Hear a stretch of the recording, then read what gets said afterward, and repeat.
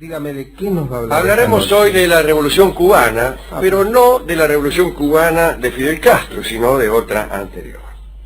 Así que ubiquémonos después de la batalla de Ayacucho. Digamos que ya no queda en América ningún dominio español. La batalla de Ayacucho fue en 1824, allí fueron derrotadas definitivamente las tropas españolas en América, y solo le quedaban a España islas. Santo Domingo, en rigor de verdad la mitad de una isla, la otra mitad era Haití, Cuba y Puerto Rico. Las tropas que regresaban a España, derrotadas por Bolívar y por San Martín, pasaban por Cuba, hacían escala en Cuba. Y Cuba se había convertido en un refugio de soldados, pero también de piratas, de corsarios, de aventureros. Los ejércitos de la independencia, los ejércitos de Bolívar y San Martín, eran ejércitos de tierra, firme, integrados mayormente por infantes o tropas de caballería. Casi no tenían flota y no tenían forma de hacerse a la mar para intentar la aventura de la independencia de Cuba. Los hacendados cubanos y los españoles de Cuba miraban con cierto terror a la República Libre de Haití, que se había independizado de Francia con la famosa revolución de Toussaint Louverture. Más de la mitad de la población cubana era negra, y de los 400.000 negros que había allí, 290.000 eran esclavos. De manera que recordaban lo que había pasado en Haití, una revolución bastante dura, ¿no? Y tenían cierto temor de que esto se repitiera. Los jóvenes, por su parte, soñaban en las glorias de Bolívar, pero de todos modos, la independencia parecía lejana y difícil. Algunos pensaban en anexar la isla a los Estados Unidos, particularmente los norteamericanos. Bolívar y los mexicanos hacían circular el rumor de que se preparaba una invasión que solo se detendría si España accedía a reconocer la independencia de todas las nuevas naciones americanas. Pero en España las cosas están bravas, ¿eh? Ahí está el amigo Fernando VII, que presidía un régimen en ese momento bastante duro, bastante sangriento, había ejecuciones, por cualquier cosa ejecutaban a un tipo. En Cuba se refugiaron algunos liberales españoles, porque el brazo de Fernando no era tan largo, y en Cuba las cosas eran un poco distintas, y allí había algunos liberales de España que fueron a buscar otros vientos. Con respecto a Cuba, los que gobernaban España solo pensaban en un negocio que iba muy bien, que era el negocio de la esclavitud, ¿no? La propia viuda de Fernando se dedicaba, después que Fernando murió, naturalmente, si antes no era viuda. Pero Fernando se murió mientras estábamos diciendo el inciso anterior. No somos nada.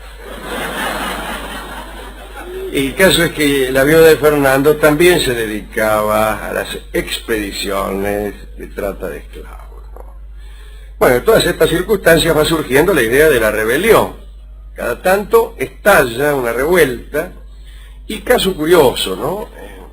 En todas las rebeliones de la independencia cubana, al frente hay un poeta.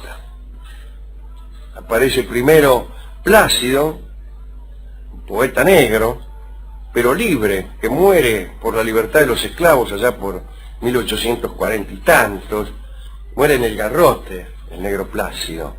Después Narciso López, es un aventurero, poeta, que también muere mal. Carlos Manuel Céspedes y Figueredo, que es el que inicia la guerra de los 10 años, ¿no? Que es un abogado, un tipo que anda siempre muy bien empilchado, un hidalgo, un tipo macanudo, ¿no? Es rico, es elegante, es poeta, vive en Bayamo, se lanza a la guerra, y la guerra es muy feroz. En esos 10 años que duró la guerra, quedan 200.000 cadáveres en Cuba. España promete una paz generosa, pero no cumple. Y un día, por ejemplo, Céspedes, ya retirado del mando, va a enseñar a unos niños en una escuela de San Lorenzo. Lo sorprenden los españoles. Él llevaba su revólver, siempre llevaba un bufoso, y decía: aquí tengo 6 tiros, 5 para los españoles y el último para mí. Y así es, lo acorralan, le empiezan a tirar, él se defiende y no tiene tiempo de usar el último tiro, que es el que queda en su revólver cuando lo matan. Perucho Figueredo también era de Bayamo y era pianista, además de poeta y caricaturista. Solía componer algunos aires que eran muy populares y los cantaba todo el mundo en Cuba. Por ejemplo, había compuesto una marcha que no tenía letra, y todo el mundo la conocía como la marcha de Perucho, y todos chiflaban y tarareaban aquella marcha. Incluso el propio gobernador español de Cuba la chiflaba. Pero un día la revolución estalla y allí Perucho, el pianista, que tenía una hacienda en Las Mangas, cerca de Bayamo, empezó a utilizar la hacienda como arsenal. Hacían allí balas las mujeres, él reparte unas proclamas llamando al pueblo a las armas, tratan de combinar una bandera y lo hacen con los colores de las que anteriormente habían hecho Narciso López y otros.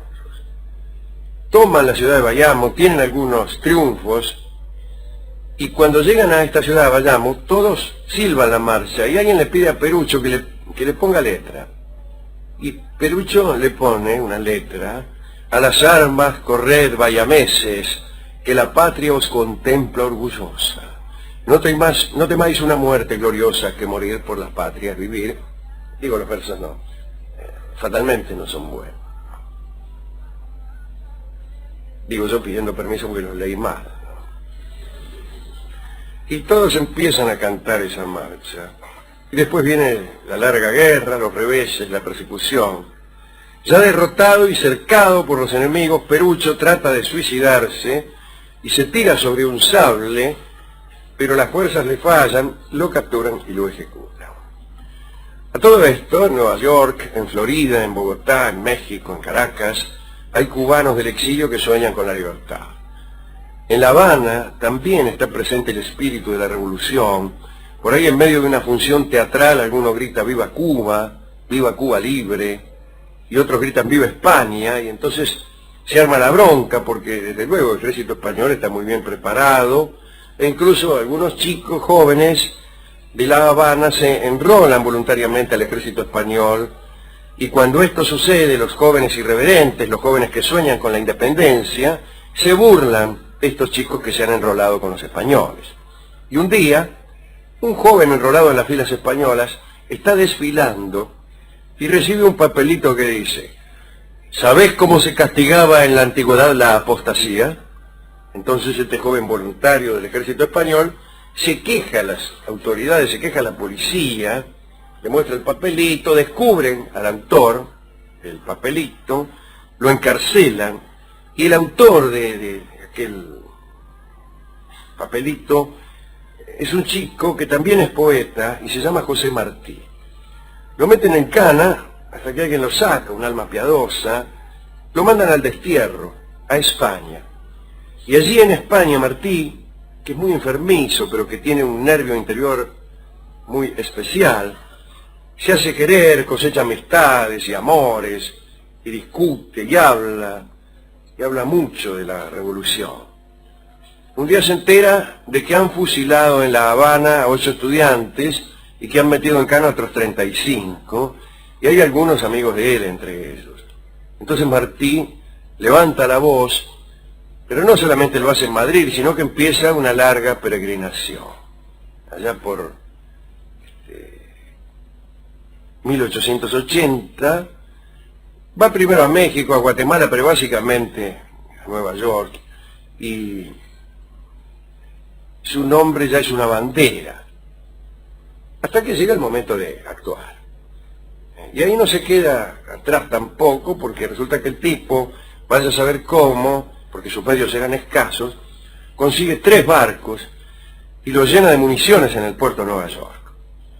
como nunca falta un traidor, bueno, alguien lo vende y las autoridades norteamericanas confiscan las 3 naves e incluso la policía comienza a perseguir a Martí, que rajas, dispara a caballo, ¿no?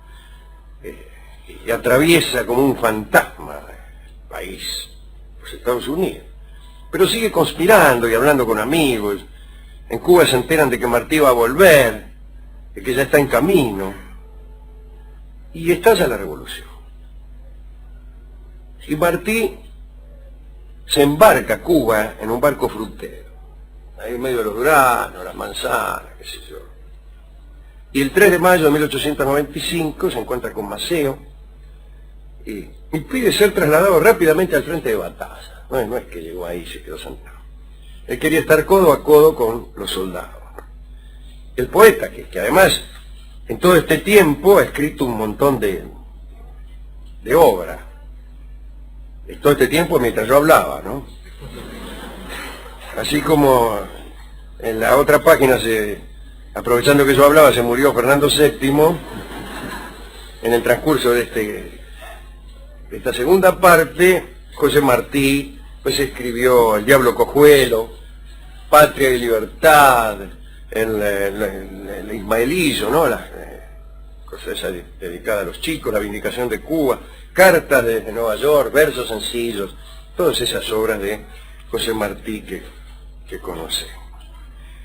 Pero bueno, este poeta insiste en batirse codo a codo con los guerreros, y en boca de 2 ríos, el 19 de mayo de 1895, se lanza, pero casi de un modo suicida, a la carga, una carga loca y furiosa que termina con su muerte. Lo matan, lo dejan ahí ensangrentado, se lo llevan los enemigos en una parihuela, dentro de un cajón de madera sucia, como un trofeo de guerra a Santiago de Cuba, creyendo que le han ganado, ¿no? Pero no le han ganado. Los cantos de Martí siguieron viviendo y Cuba encontró más tarde, bastante más tarde, su independencia. ¿Cómo fue esto de la independencia de Cuba? Y yo qué sé, ¿no? Intervinieron los Estados Unidos. Esto terminó con una guerra entre los Estados Unidos y España. En 1898 había un acorazado, el acorazado Maine, un acorazado americano ahí en La Habana, y lo hacen volar. Nunca se supo quién fue, o en todo caso no importó, porque Estados Unidos acusó a los españoles de ser responsables y le declararon la guerra a España, una guerra desigual, porque los recursos españoles eran muy pocos. España pidió la paz, fue inútil, hubo batallas, a pesar de ese pedido de paz. Finalmente se firma la paz en 1898 en París, y España pierde a Cuba, cuya independencia se declara, y pierde también Puerto Rico y Filipinas, que pasan a depender de los Estados Unidos.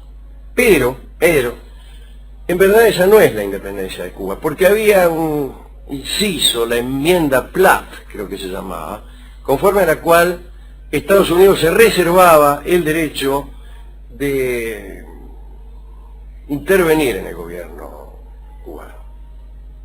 Y el primer gobernador de la Tercera República, que así se llama este gobierno, es un norteamericano, y el segundo también.